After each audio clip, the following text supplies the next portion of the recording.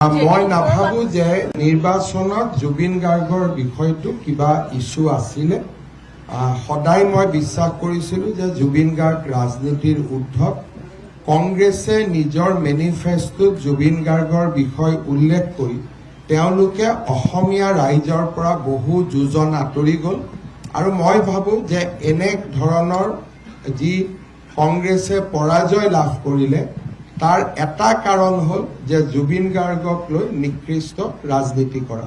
অসমৰ ৰাইজে কংগ্ৰেছক আজি এই নিকৃষ্ট ৰাজনীতিৰ বাবে এক প্ৰকাৰ শাস্তি প্ৰদান কৰিছে। মই নাভাবো যে নিৰ্বাচনত জুবিন গাৰ্গৰ বিষয়টো কিবা ইস্যু আছিলে। সদায় মই বিশ্বাস কৰিছিলো যে জুবিন গাৰ্গ ৰাজনীতিৰ ঊৰ্ধ্বত।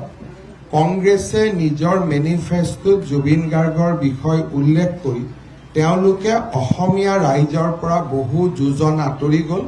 আৰু মই ভাবো যে এনে ধৰণৰ যি কংগ্ৰেছে পৰাজয় লাভ কৰিলে তাৰ এটা কাৰণ হল যে জুবিন গাৰ্গক লৈ নিকৃষ্ট ৰাজনীতি কৰা।